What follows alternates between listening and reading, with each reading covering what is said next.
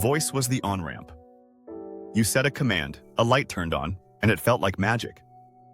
But the next leap isn't louder speakers or a wittier assistant. It's a home that notices, predicts, and adapts on its own. What if the smartest home is the one that rarely talks back? Here's why this matters. Most of us don't want more apps, more hubs, or more subscriptions. We want comfort, safety, and lower bills without micromanaging buttons. Voice can help, but it still makes you the remote control. An AI-powered home shifts the work from you to the system, so routines happen even when you're busy, asleep, or not home. First, the shift from commands to context. Context is a simple idea. The home understands what's happening before deciding what to do. It uses signals like presence, light level, time, temperature, and energy price to infer intent. Large language models, LLMs for short, are great at understanding language, but at home the hero is a smaller context engine that weighs signals. Example: you walk into the kitchen at 6 a.m., it's still dim, and a motion sensor fires. Lights come on warm and low. The kettle outlet powers up. No command spoken. The system recognized morning arrival and acted. Second, sensing is how your house learns the room's truth.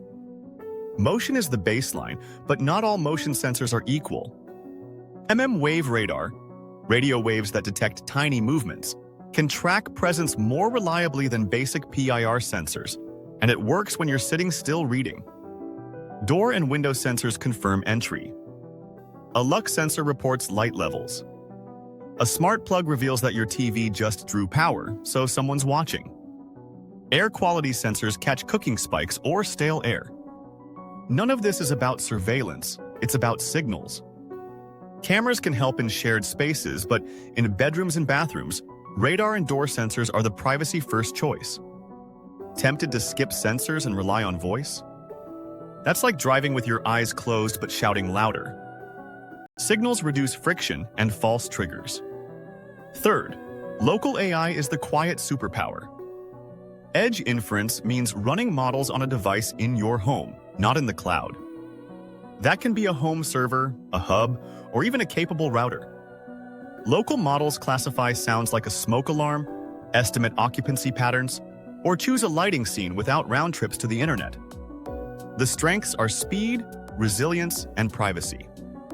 The trade-offs: you'll need some hardware, a bit of setup, and expectations aligned with small models, not sci-fi. A term you'll hear is federated learning, which means improving models across many homes without sending raw data back to a central server. That's good for privacy, good for personalization, and good for your Wi-Fi health. The cloud is optional. Use it for heavy tasks or remote access, but don't depend on it for flipping a hallway light. Fourth, glue it together with standards built for reliability. Matter is a device language, so bulbs, switches, and sensors pair and behave consistently across brands.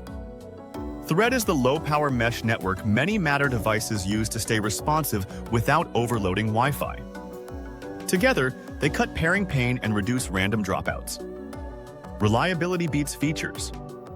If a rule doesn't fire during an internet outage, it's not a smart home, it's a brittle one. Use scenes for mood, but policies for logic. A policy might be, when cooking, boost ventilation until PM 2.5. Those tiny particles from smoke drops below a threshold.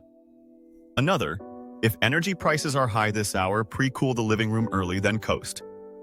You don't need precise tariffs to benefit. Even simple schedules informed by past usage can shave peaks and add comfort. And here's the twist. Fewer apps actually makes you use the system more. Fifth, safety, guardrails, and the plan to start. AI can be wrong, so design for failure. Keep physical controls everywhere. Add quiet hours so automations don't wake a sleeping baby. Use a fallback state.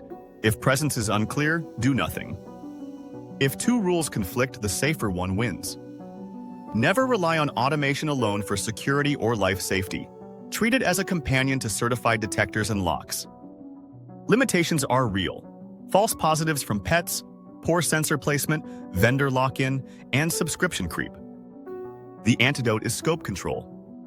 Start with one room and one outcome that matters, then layer in nuance. Kitchen lights that follow presence and daylight. Bathroom fan that runs until humidity normalizes. Bedroom that warms your side of the bed first in winter. You'll feel the difference within a week, and you'll want to expand carefully. How do you begin? Pick a hub or platform that supports local processing. Add a thread border router if you're using thread devices, and choose sensors before fancy lights. It sounds backwards, but sensors are your eyes and ears. Then define a single policy with 3 signals: presence, time window, and ambient condition. Keep the rule legible in plain language so you can debug it later. If you can't explain it to a friend, it's too clever. Let's recap. Voice is useful, but context is king. Sensors turn rooms into readable spaces. Local AI makes the system fast and private. Standards like matter and thread keep it stable. And the safest path is small scope, clear guardrails, and one high-value outcome at a time. Your actionable takeaway: pick one room, add presence and light sensors, and write a single policy that saves you a daily decision. Then iterate. I'd love to hear your best non-voice automation idea. What would you want your home to do without asking?